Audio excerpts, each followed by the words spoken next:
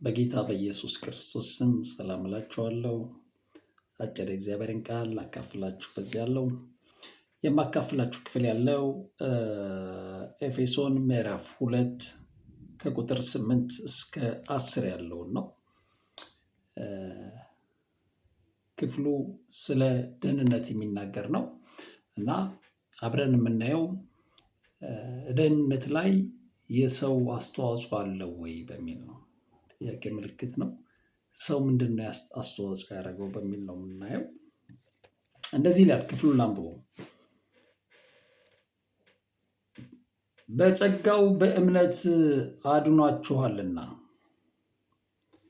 ይህም የእግዚአብሔር ስጦታ ነው እንጂ ከእናንተ አይደለም፣ ማንም እንዳይመካ ከስራ አይደለም።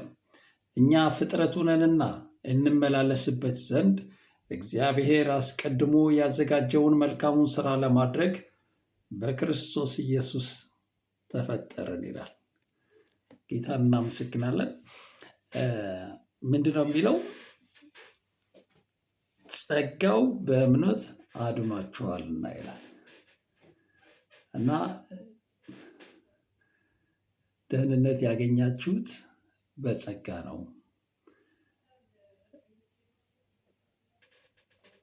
ጸጋው በእምነት አድኗችኋል ነው የሚለው።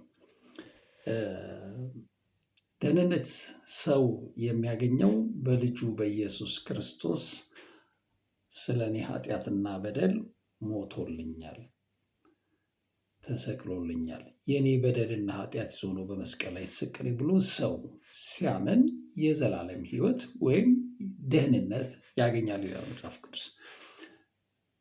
ይህም ክፍል የሚናገረው ጸጋው በእምነት አድኗችኋል። ጸጋው በእምነት አድኗችኋል። ይህም የእግዚአብሔር ስጦታ ነው። ደህንነት የእግዚአብሔር ስጦታ ነው ነው የሚለው። የሰው ሳይሆን የእግዚአብሔር ስጦታ ነው እንጂ ከእናንተ አይደለም። ዋው! ለካ ሰው ምንም ነገር የለውም ማለት ነው። ደህንነት ላይ ሰው የሚያደርገው አስተዋጽኦ ምንም ነው። ደህንነት ላይ ከሰው አይደለም ማለት። ደህንነት ከሰው አይደለም። ታዲያ ነው የእግዚአብሔር ስጦታ ነው። ደህንነት የእግዚአብሔር ስጦታ ነው እና ይሄ ያገኘነው የዘላለም ሕይወት ወይም በልጁ በኢየሱስ ክርስቶስ የዘላለምን ሕይወት አግኝተን የዳን ነው ከእግዚአብሔር የተሰጠ የእግዚአብሔር ሕይወት ነው። ሰውስ ከሰው አይደለም ተባለ። እንደው ትንሽም አስተዋጽኦ አያደርግም፣ ምንም አያደርግም። ለካ ደህንነት ላይ ሰው ስፍራ የለውም። ሰው ምንም የሚያዋጣው ነገር የለም። ከሰው አይደለም ማለት የእግዚአብሔር ስጦታ ነው እንጂ ከእናንተ አይደለም። ማንም እንዳይመካ ከስራ አይደለም። ጭራሽ ከስራ የሚገኝ ነገር አይደለም። ደህንነት በስራ የሚገኝ አይደለም። ደህንነት ከየት ነው? ከእግዚአብሔር ነው። ማንም እንዳይመካ ከስራ አይደለም። እኛ ፍጥረቱ ነንና እንመላለስበት ዘንድ እግዚአብሔር አስቀድሞ ያዘጋጀው መልካሙን ስራ ለማድረግ በክርስቶስ ኢየሱስ ተፈጠረ ይላል። ለካ ደህንነት ላይ ሰው ምንም አይነት አስተዋጽኦ የለው እና አንዳንድ ቅን ልቦና ኖሮን ጌታን ያገኘን የሚመስለን ሰዎች ካለ ተሳስተናል ማለት ነው። ሰው ምንም አስተዋጽኦ የለው። ይሄ ደህንነት የተገኘው በልጁ በኢየሱስ ክርስቶስ በማመን ብቻ ነው። ይሄ እንደዚህ በልጁ በኢየሱስ ክርስቶስ በማመን ያገኘነው ሕይወት ወይም ደህንነት የሆነ ደከም ስንል የሚጠፋ አይደለም። የሆነ ዛነ ስንል ስንሳሳት የሚጠፋ አይደለም። የዘላለም ሕይወት ነው። ባይገርማል የማይጠፋ ሕይወት ነው ያለን። ልክ አምነነው እንደተቀበልነው ሰው ይሄ ያመነበትን ካልካደው በስተቀር የሚጠፋ ሕይወት አይደለም። ክህደት ብቻ ነው የሚያጠፋው። ካልካደውስ የዘላለም ነው። የማይጠፋ ሕይወት ነው ያገኘነው። የማይጠፋ ሕይወት ሊያውም እግዚአብሔር እየሰጠን ከሰው ያይደለ የሰው ስራ አንድም ነገር የለበትም። በስራ እድናለሁ የሚል ስል የተረገመ ይሁን ይላል መጽሐፍ ቅዱስ። በስራ አይዳንም። ምክንያቱም ማንም ሰው በስራ መጽደቅ ስላልቻለ ነው ኢየሱስ ክርስቶስ መጥቶ ይሄንን ህይወት የሰጠን። የዘላለም ህይወት ያገኘ ነው በልጁ በኢየሱስ ክርስቶስ በማመን ነው። በጸጋ ነው። ደህንነት የተገኘው በጸጋ ነው። ይሄ በጸጋ የተገኘ ደህንነት በስራ አንጠብቀውም ማለት ነው። አንዳንድ ጊዜ ሰዎች ደህንነታቸውን የሚጠብቁት ይመስላል። ደህንነት በስራ የሚጠብቅ አይደለም። በመጀመሪያ የሰው ስራ የለበትም፣ በሰውም አይጠበቅም።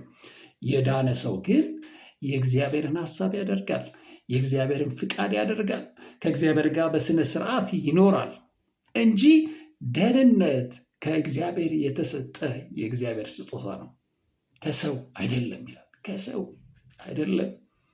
እንዲህ ያለ ቸርነት ከሰው አይገኝም።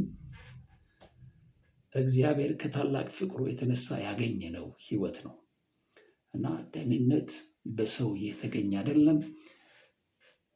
ሰው የሆነ ነገር ሲሳሳት የሚጠፋ ነገር አይደለም። አምኖ የተቀበለውን ካልካደ በስተቀረ የማይጠፋ ነው። የማይጠፋ ነው። እኛ የክርስቶስ ኢየሱስ ዘር ያለብን ሰዎች ነን። ይሄ ዘር እኛ ውስጥ ከመኖር የተነሳ የእግዚአብሔርን ፍቃድና ሐሳብ በማድረግ በቅድስና የምንሆንበት የእግዚአብሔር ዘር አለ ውስጣችን። ዕለት ዕለት እግዚአብሔር የሚደሰትበትን ህይወት የምንኖርበት የእግዚአብሔር ዘር አለ።